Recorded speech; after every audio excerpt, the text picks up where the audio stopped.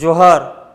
छत्तीसगढ़ के मुख्यमंत्री भूपेश बघेल अपने एक बयान के कारण राजनीतिक बवंडर में पड़ते दिखाई दे रहे हैं। दरअसल गोबर के जरिए अर्जुन के गांडीव से चिड़िया की आंख में तीर मारने जा रही सरकार के गोधन न्याय योजना लॉन्च के दौरान उन्होंने अंग्रेजी अखबार द हिंदू को दिए एक इंटरव्यू में जम्मू कश्मीर नेशनल कॉन्फ्रेंस के उपाध्यक्ष उमर अब्दुल्ला की रिहाई की टाइमिंग और राजस्थान में राजनीतिक बवंडर मचाए हुए सचिन पायलट से उनके संबंध पर सवाल खड़े कर दिया है। द हिंदू के आज के एडिशन में पत्रकार ने मुख्यमंत्री भूपेश बघेल से सवाल किया था कि 2018 में कांग्रेस के 3 राज्य राजस्थान, मध्य प्रदेश और छत्तीसगढ़ में जीत हासिल की। उसके बाद मध्य प्रदेश से तो पार्टी को भाजपा ने झटका दे दिया। अब राजस्थान में भी पिछले कुछ हफ्तों से राजनीतिक उथल पुथल देखी जा रही है।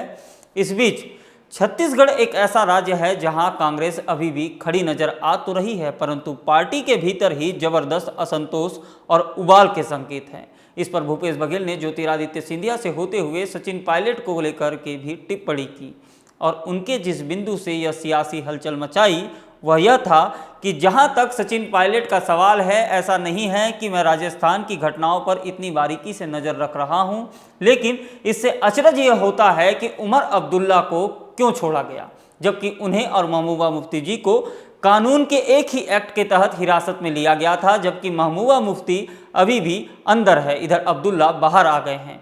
क्या ऐसा इसलिए है कि अब्दुल्ला सचिन पायलट के बहनोई हैं? मन में सवाल होगा कि छत्तीसगढ़ राजस्थान के बीच यह कश्मीर कैसे आ गया।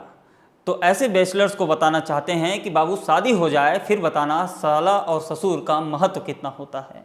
हाँ जी, तो राजस्थान के कुंवर साहब का ससुराल कश्मीर है। सचिन पायलट का विवाह हुआ है सारा अब्दुल्ला से, जो कि उमर अब्दुल्ला की बहन और फारूक अब्दुल्ला की बेटी हैं। और इसी कनेक्शन के फेस में टेस्टर लगाकर भूपेश बघेल ने चेक किया तो बत्ती जल गई। और यही वो पंक्तियां हैं जिन्हें लेकर अब उमर अब्दुल्ला भी भड़क उठे हैं। उन्होंने ट्विटर पर भूपेश बघेल को टैग करते हुए लिखा है कि इस तरह के झूठे, दुर्भावनापूर्ण और झूठे आरोपों से तंग आ गया हूं कि सचिन पायलट ने जो भी कर रहा है वह किसी न किसी तरीके से इस साल की शुरुआत में मेरे या मेरे पिता की रिहाई से जुड़ा था। बस अब बहुत हुआ, अब भूपेश बघेल से जल्द ही मेरे वकील बात करेंगे। यानी उमर अब्दुल्ला इस मुद्दे को लेकर कोर्ट जाने की तैयारी में हैं। इधर भूपेश बघेल ने उनके इस ट्वीट का जवाब देते हुए लिखा कि लोकतंत्र के इस दुखद हत्या के अवसर को तब्दील करने की कोशिश न करें। यह आरोप तो सिर्फ एक सवाल है और हम आगे भी पूछते रहेंगे जैसे कि देश पूछ रहा है।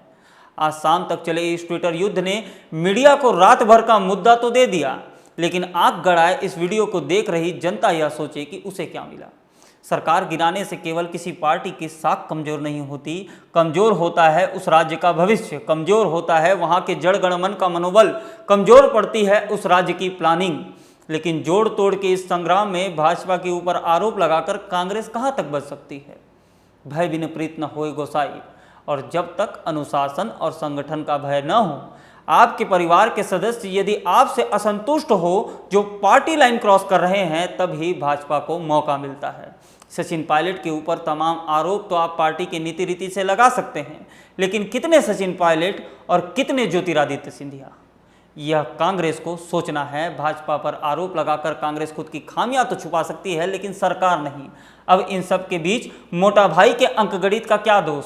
उनके 2 के पहाड़े में 2 दूनी 5 होता है, 4 भाजपा के 1 कांग्रेस का। धन्यवाद। रोचक खबरों के लिए तोपचन.com को फेसबुक और ट्विटर पर फॉलो करें, यूट्यूब पर सब्सक्राइब करें।